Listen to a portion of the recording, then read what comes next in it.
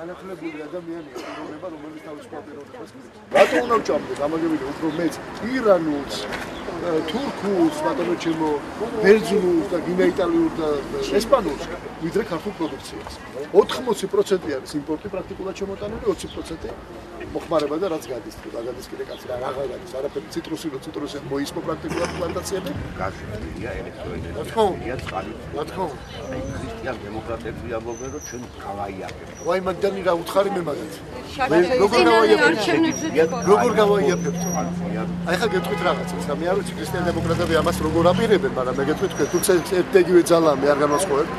თქვენ რაკი ამბობთ ქრისტიან დემოკრატები ჩათვალეთ რომ ნაციონალური მოძრაობა ამბობს ამას. არა, ყველაფერს თავის სახელով დავარქვით რომ ვიცოდეთ. მაგრამ ნაკრებულობა. მეორე, თუ გაიაფდება. კი, რა თქმა უნდა.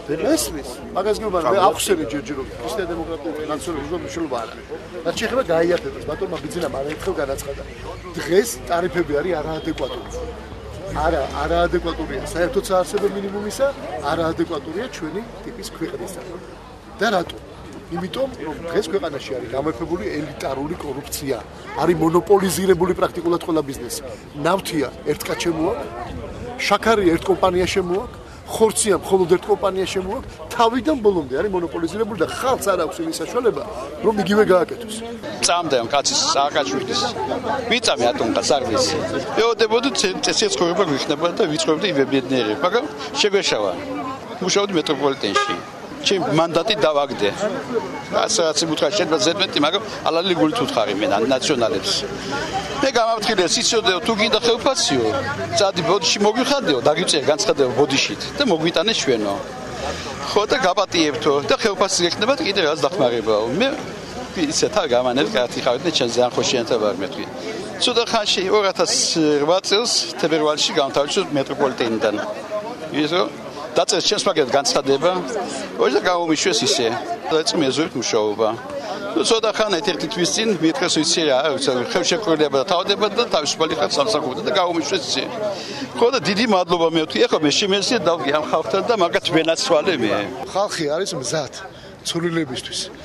ხალხი ამ აუცილებლობას ხედავს ერთი და მეორე. ხალხი არის მზად იმისათვის რომ მივიდეს და თავისუფალი არჩევანი თავის სინდისთან, თავის ნამუსთან ერთ-ერთზე დააფიქსიროს. და არის სულ ორი კითხვა. პროცესით ორი საკითხი. პირველი საკითხი ის რომ რა თქმა უნდა ხალხი სიმართლის მხარესაა და თეთრს და შავს და ბოროტსა და კეთილს ძალიან კარგად არჩევს და ორი აზრი არ არის არჩევანის გაკეთების აუცილებლობაში რაც არის მნიშვნელოვანი და მეორე როგორ დაიცავთ ამ ხმებს. ეს ნიჰილიზმი მაინც არის, იმიტომ რომ მათ არაერთხელ განიცადეს მიხეილ სააკაშვილისგან და ნაციონალური მოძრაობისგან დაყალბება არჩევნების. მაგრამ ეხლა ეს მექანიზმი ბევრად უფრო ეს არ იქნება იდეალური არჩევნები და სიმართლეს ვეუბნები მას, მაგრამ მეორე მხრივ ეს მექანიზმი არის ბევრად უფრო დახვეწილი ჩვენი მხრიდან რა თქმა უნდა და ამავე დროს მაქსიმალურად მინიმიზირებული იმის საშუალება რომ ამათმა გააყალბო. ამიტომ ჩვენ და ხალხი და საზოგადოება უბრალოდ სკოლის ამის საშუალებას სააკაშვილს უკვე აღარ მიცემს და არჩევნებიც 1 ოქტომბერს გამოუტანს განაჩენს.